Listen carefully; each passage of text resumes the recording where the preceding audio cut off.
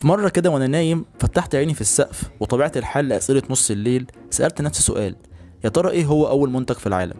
لحظة صمت وتفكير يتبعها تقليبة يمين وتقليبة شمال، وفي اللحظة دي النوم قال لي سلام عليكم هطير أنا، واضطريت أنا كمان أقوم وأطير.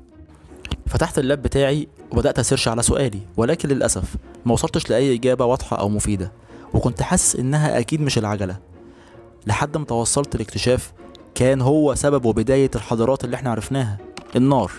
النار هي الشرارة اللي بنت الحضارة، واللي منها عرفت أوصل لأول منتج حقيقي عرفته البشرية.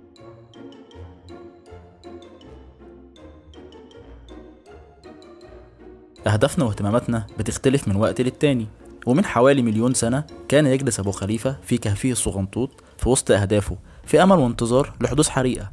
حياته كلها كانت واقفة على شعلة نار واحدة. وفي الوقت يا ابو ادم اللي انت عندك فيه النار ومش لاقي اللحمه، غيرك كان عنده اللحمه ومش لاقي النار. غريبه الدنيا دي يا اخي.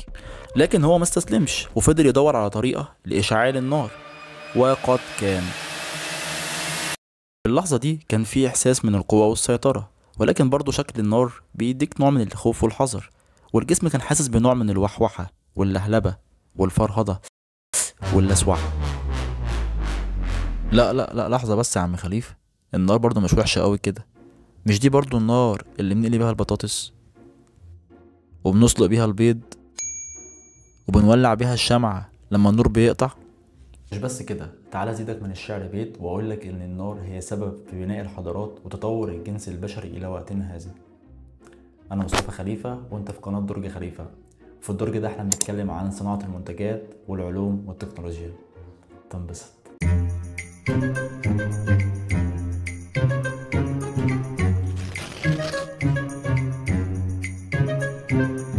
النار هي مركب من الميثان والاكسجين، وبينتج عنه ثاني اكسيد الكربون وشويه بخار ميه.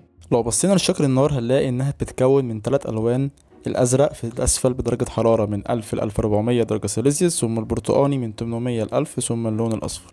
طيب هو ليه لون النار اصفر؟ ده لان الاكسجين بيتفاعل مع هيدروكربونات الشمعه، وبالتالي بيتكون اللون الازرق اللي من تحت ده، وبيتبقى شوية ذرات من الكربون بتبقى سناجل كده، فبيرتبطوا مع بعض ويكونوا حاجة اسمها السخام.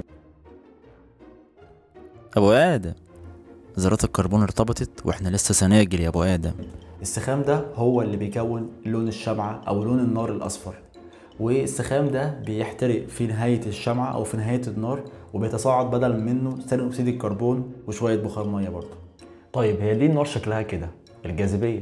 الجاذبية بتسحب الهواء الأكثر كثافة اللي هو الهواء البارد يعني لتحت، وبترفع الهواء الأقل كثافة اللي هو الهواء الساخن يعني لأعلى، وبالتالي ده بيأثر على شكل النار وبيخليها بالشكل المخروطي اللي احنا بنشوفه ده. طيب هما ازاي اكتشفوا النار؟ بصراحة هو مفيش أي وصف دقيق ولا تاريخ موثق لاكتشاف النار، ولكن علماء الانثروبولوجيا بيقولوا ان ده حصل نتيجة حدوث براكين او حدوث البرق اللي ضرب بعض الغابات والاشجار، واللي سببها حدث حرايق.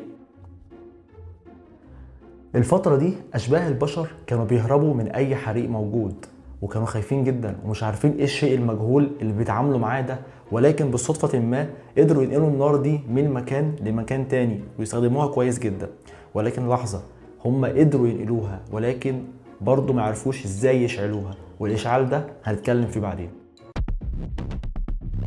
العصا والقوس بطولة إنسان نياندرتال. العصا والقوس يعتبر أول ولاعة تم اكتشافها في التاريخ البشري، واللي اكتشفها هو إنسان نياندرتال. كان موجود قبل ظهور الإنسان العاقل، كان من حوالي 400 ألف سنة وانقرض من حوالي 40 ألف سنة. أصل الإنسان بطبعه صانع ميكر يعني، بس لما بيحتاج والحوجة مرة وياما بهدلت أبطال على رأي شيبة.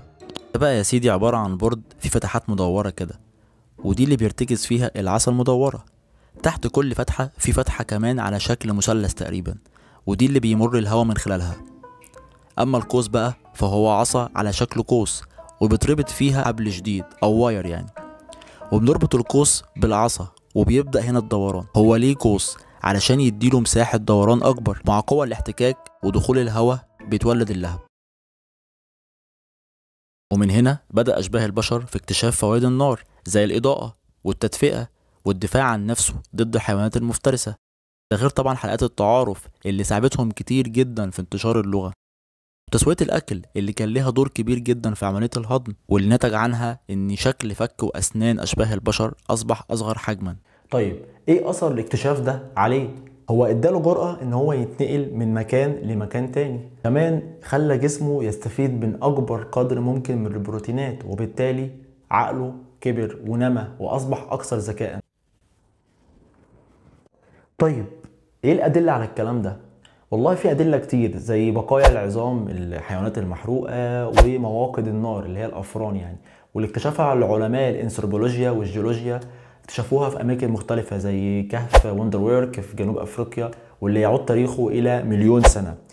كمان كهف قسم في فلسطين واللي يعود تاريخه من 300 الى 400 الف سنة. طيب سؤال معلش يعني، هو العصا والقوس ينفع استخدمه دلوقتي؟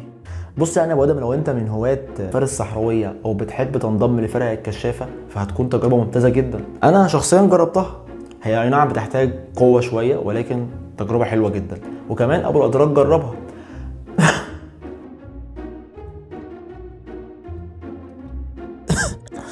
ولحد بقى ما طفي الاستوديو، متنساش بقى اللايك والسبسكرايب والشير لو عجبك الفيديو. سلام.